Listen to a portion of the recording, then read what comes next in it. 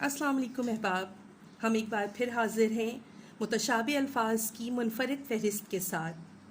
آپ سے ایک بار پھر میری درخواست ہے، گزارش ہے کہ اس فہرست میں اضافے کے لیے ہم سے جلد از جلد رابطہ کریں تاکہ یہ فہرست تکمیلی مراحل تک پہنچ سکے. آئیے چلتے ہیں آج کے پہلے حرف کی طرف. پہلا لفظ ہے رہا.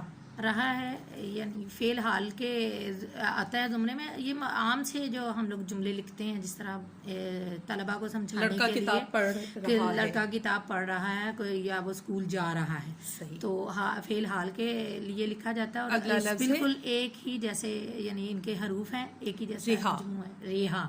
صرف اعراب کا فرق، اس کو معنی بدل رہا ہے. رہا کا مطلب ہے رہا، کسی قید سے آزاد ہونا. آزاد ہونا، رہائی، یعنی اس سے لفظ بنا ہے رہائی. اس کے بعد ہے صدا اور صدا. ان کی آواز ہو بہو ایک جیسی، لیکن ان میں بھی حروف کا ایک حرف کا فرق ہے. باقی تو سب ایک جیسے، ان کے اعراب ایک جیسے لیکن آواز بالکل معنی مختلف. یہاں صدا ہمیشہ کے لیے، جیسے کہ عام طور پہ وہ خطوط میں لکھا جاتا ہے کہ صدا خوش رہیں. بالکل. اس کے بعد صدا. صدا کا مطلب ہے آواز دینا. وسیع شاہ کا شعر ہے، دیار غیر میں کیسے تجھے صدا دیتے، تو مل بھی جاتا تو آخر تجھے گنوا دیتے. جی. اس سے اگلا لفظ ہے سحر، یعنی صبح کے لیے استعمال کیا جاتا ہے، صبح سویرے کے لیے سحر. اور اس کے بعد سحر. بالکل ایک ہی جیسے حروف کے مجموعے ہیں، صرف دونوں اعراب کا فرق معنی بدل رہا ہے. اور سحر کا مطلب ہے جادو، کسی کا سحر قائم ہو جانا، جادو. جی. اس کے بعد ہے جی سما. سما کا مطلب آسمان، اور یہاں بھی سما اور یہاں بھی سما. ٹھیک ہے. سما اور سما. ٹھیک ہے.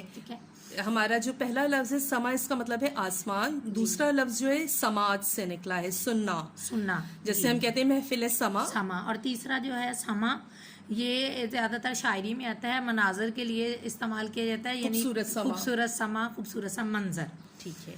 اس کے بعد ہے اگلا لفظ سلا اور سلا. دونوں ہو بہو ایک ہی جیسے آواز ہے، اور ان کے تقریباً ان کے جو ہیں اعراب وہ بھی ایک جیسے ہیں، لیکن ان کے حروف الگ ہیں تو معنی بھی مختلف ہیں. اس لیے سلا یعنی سیاہ کچھ چیز سلی ہوئی. ہاں جی. متصل جڑا ہوا، سل جانا کسی چیز کے ساتھ، سلا ہوا. اس کے بعد سلا یعنی اس کا مطلب ہے بدلہ، کوئی انعام ملنا. ٹھیک ہے. نیکی کا صلہ ملنا. اس طرح. اگلا لفظ ہے صحیح. یہ دونوں صحیح جو ہیں بالکل آواز ایک جیسی ہے، لیکن الگ الگ حروف کا مجموعہ ہے. معنی تقریباً ایک جیسے ہیں دونوں کی. صحیح درست کے معنوں میں ہی آتا ہے، لیکن عام فہم انداز میں ہم کہتے ہیں تم وہ کام کرو تو صحیح. اصرار بھی کہہ سکتے ہیں، اصرار کے معنوں میں اصرار کیا جاتا ہے، تم کرو تو صحیح، کہے تو صحیح. لیکن اس اصرار کے لیے ہم یہ والا لفظ استعمال نہیں کر سکتے.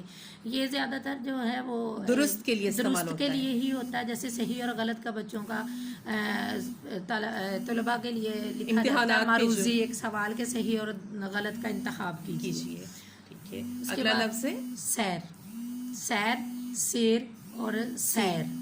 اس تینوں جو ہیں وہ ایک جیسے ہی حروف کے مجموعے ہیں. تینوں الفاظ ایک جیسے حروف کے مجموعے ہیں، لیکن ان میں بھی اعراب کا فرق ہے، اور کہیں تو شاید اعراب کا بھی فرق نہیں ہے، لیکن معنی الگ مختلف ہیں ان کے نا، اسی اعراب کی وجہ سے بھی اور استعمال کی وجہ سے بھی.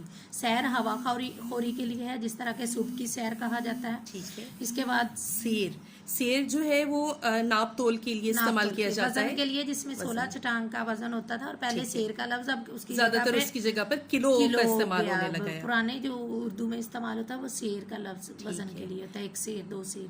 اس کے بعد سیر یعنی بھرا ہوا، جس طرح کے ہم کہتے ہیں سیر ہو کر کھانا.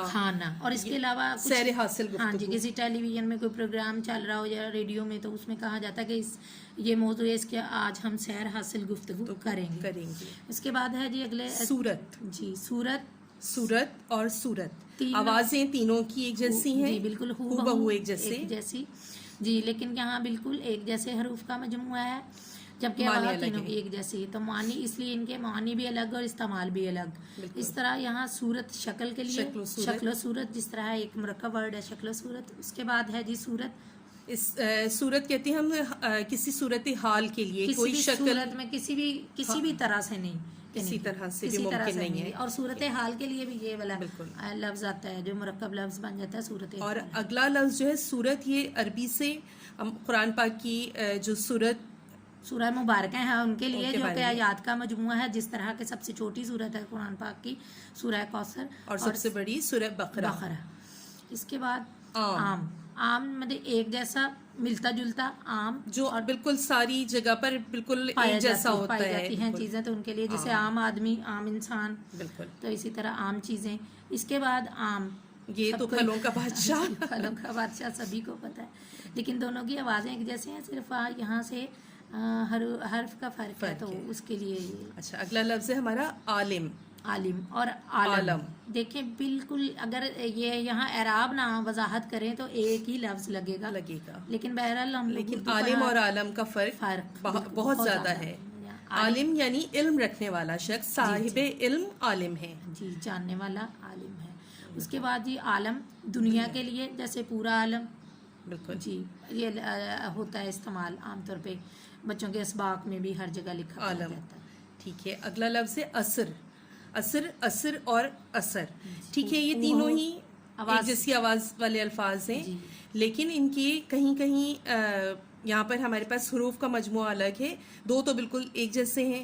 اچھا، یہ پہلا اثر جو ہے یہ نماز عصر کے لیے ہے، بالکل۔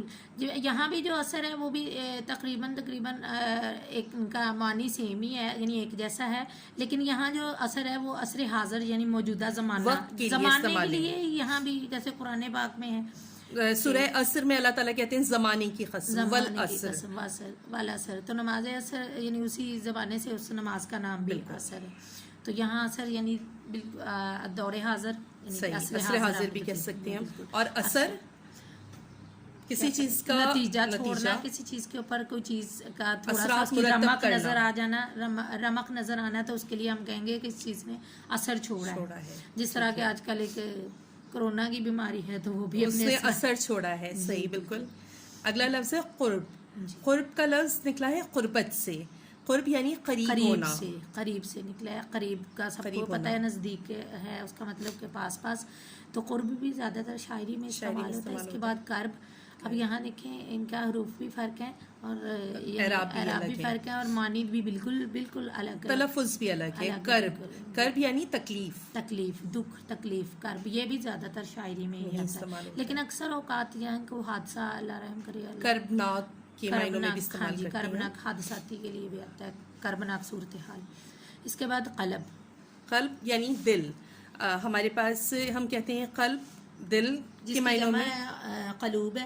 اس کے بعد اگلا ہے کلب، یہ عربی کا لفظ ہے جس کا مطلب ہے کتا، یعنی ایک جانور، کتا۔ اس کے بعد کلب انگریزی کا لفظ ہے، جیسے کہ کلب کہا جاتا ہے، جیسے ہاکی کلب ہو گیا، ہاکی کلب، کرکٹ کلب، اس طرح سے جہاں گیدرنگ کی جاتی ہے، یعنی اکٹھے لوگ ہوتے ہیں کسی ایک مقصد کے لیے، تو وہ کلب کہا جاتا ہے۔